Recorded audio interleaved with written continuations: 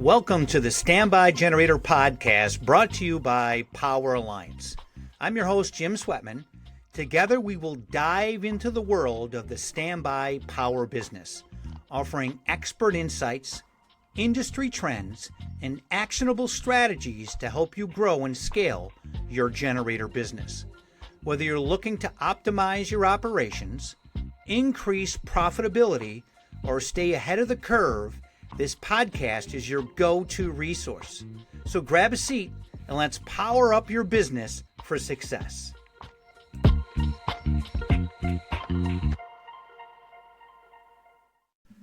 Hi, this is Jim Swetman from Power Alliance, and this segment we're going to be talking about business growth.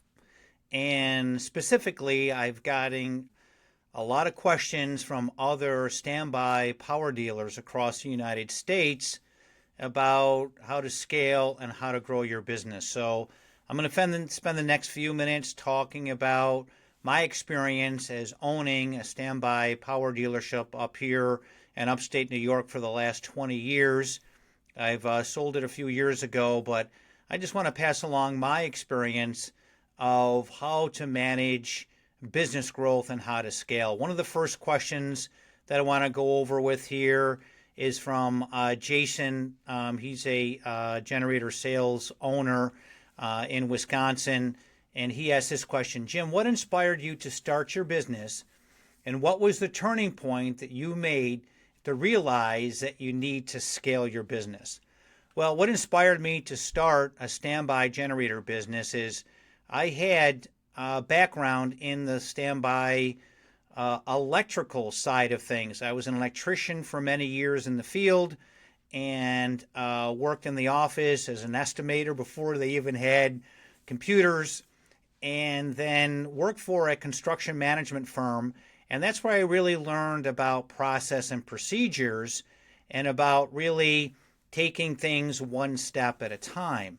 And being with an electrical background, physical electrical background, I saw the need for standby generators in residential homes. And what I thought about was that it was really the last frontier in the residential world where generators were still kind of a mystery to homeowners. They are very complicated, as you know.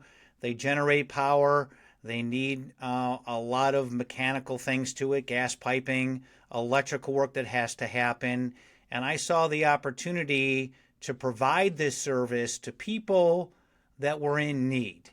The inspiration behind getting going with the standby generator company was it's almost an honorable business to be in because you're helping people when they're the most vulnerable. And I saw that is, call it a calling if you want, to take my talents that I had working for, having the electrical background, having the construction management experience in construction, and the commercial background on the electrical side, again, having my master's license and understanding exactly what it would take, and bring all that to the residential world. So that was kind of the impetus of me getting going with a standby generator company. And it wasn't easy.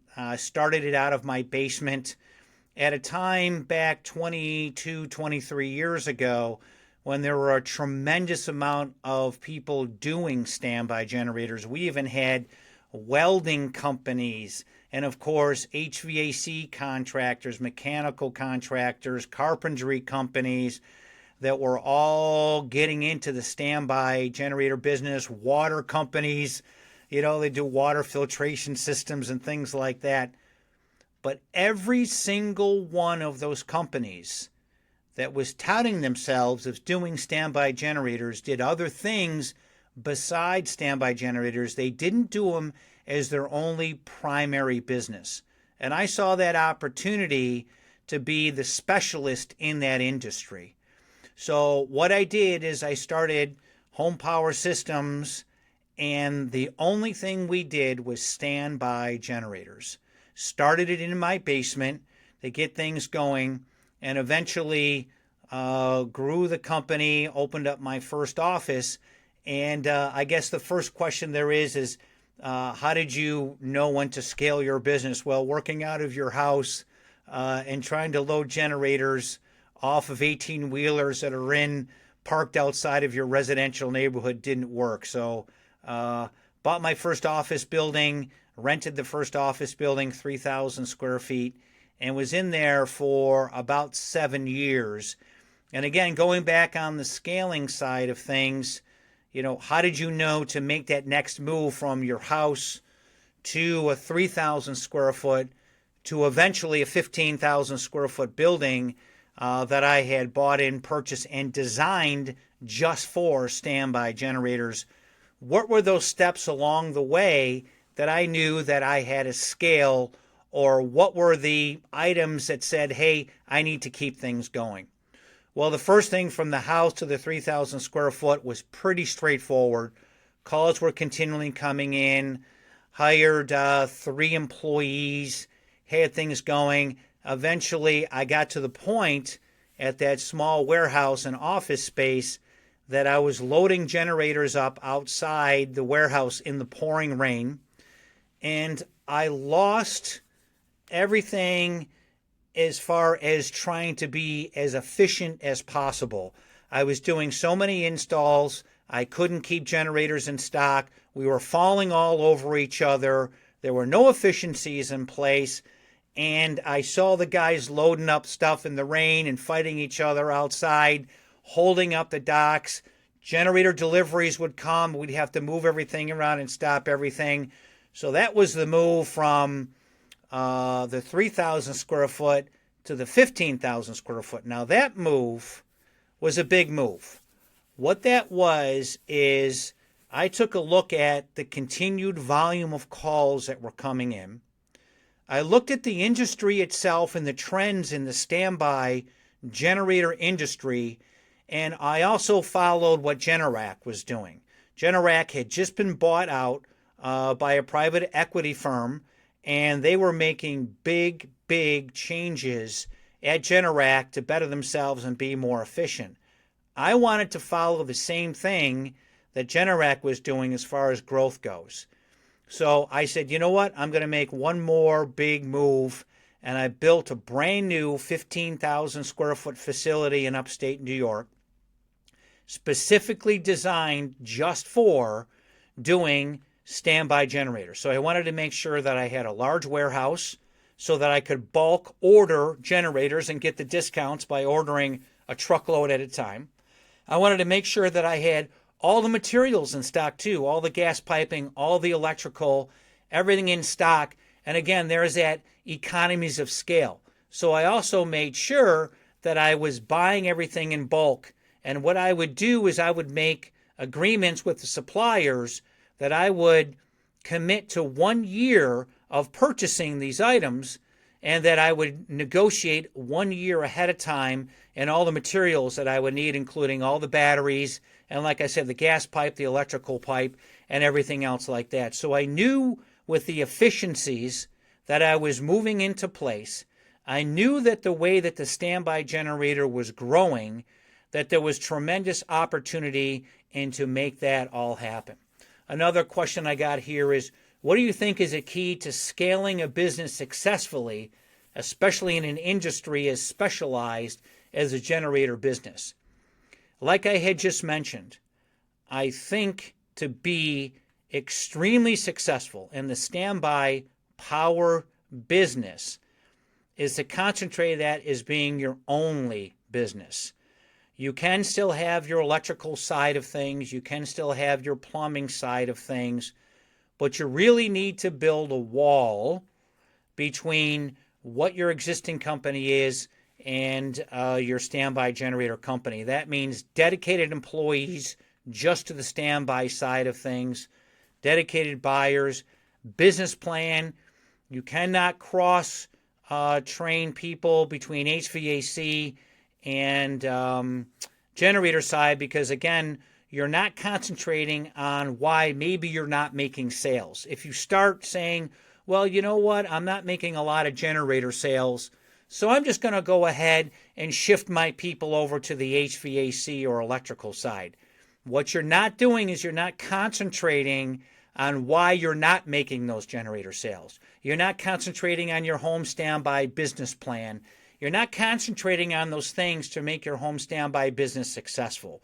So if you do have another entity in there, that's perfectly fine, but you really need to concentrate as a business owner to make sure that you're just doing the standby generators. And of course, on top of that, things have grown, and you're getting into the battery business and things like that, which is fine. But again, I think that the standby generator business needs to be your core. And if you are branching off into those other things, go ahead and do it by all means. But you really need to hire somebody internally just to concentrate on the battery storage business, or concentrate just on the solar side of things.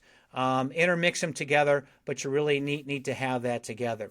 Another question I got, this is from Ken. He's a business owner. He's down in Fort Worth, Texas.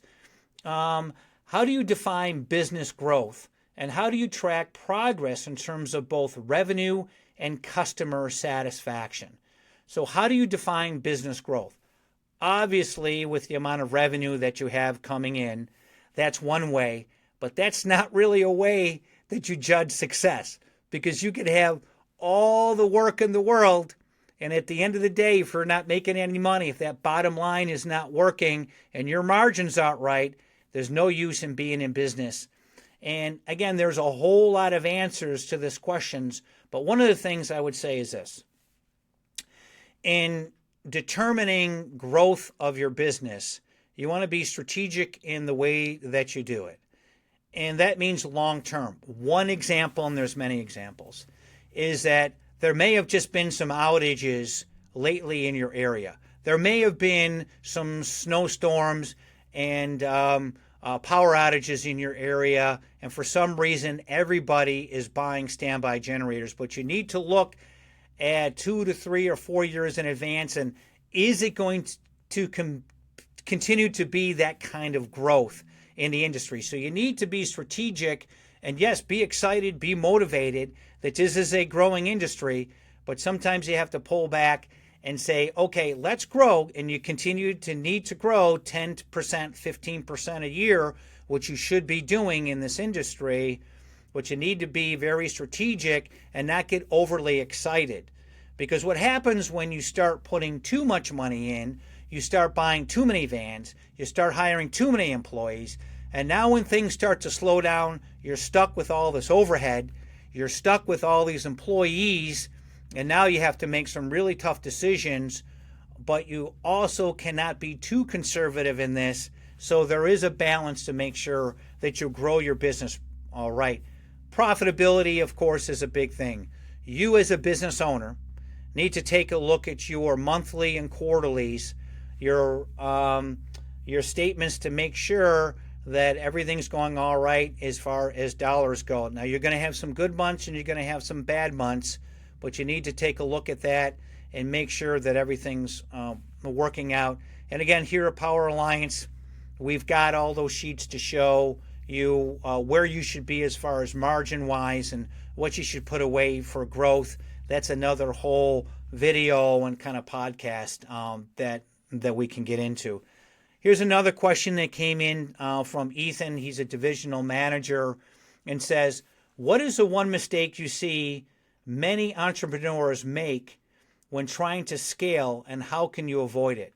One of the things is being too excited about the growth and spending too much money up front. Now, what you want to do, like I just said, is always grow your business, make the proper investments. You got to have, a little bit of guts to kind of make that happen in there. And it isn't easy, but you have to be extremely strategic to make that happen. One of the questions I have here is, how do you manage the growing pains that come with scaling a business, such as managing a larger team or expanding to new markets? How do you manage growth pains? And there will be growth pains as far as the biggest thing is probably employees. The more employees that you bring on, the more issues that you have to deal with. And what I had found as a standby generator business owner, when I sold the company, we had approximately 50 employees when we sold it. So we were dealing a lot with employee issues. I think the first thing, and you should be doing this when you get up to around 10 employees or even before that, is to have a company handbook. The company handbook will spell out exactly all of the rules and regulations in the company. Obviously, you as the business owner have tremendous input in there, but you have to be able to have a company handbook with all the guidance in there, to manage the employees, to reference that guidebook from how much time that they have off, what they should wear as far as, clothing goes, and, what are the rules as far as possibly terminating an employee. All those are in the handbook. And part of the mistake that I made is that I did not have a handbook up and running till I probably had 15, 20 employees. And what happened with that is it turned into Jim's rules, right? And so there was definitely a little bit of issue with some of the employees. So I implemented the handbook to keep everything in line, to make sure everybody was running all the rules the same. Another question I had here is this one came from Lynn. She's a CEO and founder of a generator company. She's in Missouri. Jim, how do you handle failure or setbacks in your business? One of the things that always kept me going is three things. I believed in myself, I believed in the business plan, and I believed in my employees. If you believe in all three of those things, even though things start to slow down, you don't know where the next call is coming from, you always need to believe in those three things. And that got me through knowing that this business is going to grow and that people need your services, especially when there's a huge outage. And you know that 1,500, 3,000, 6,000 to 10,000 people are relying on you. That is the continued motivator. So it's never panic unless things are really bad, and hopefully you've already made changes when that happened.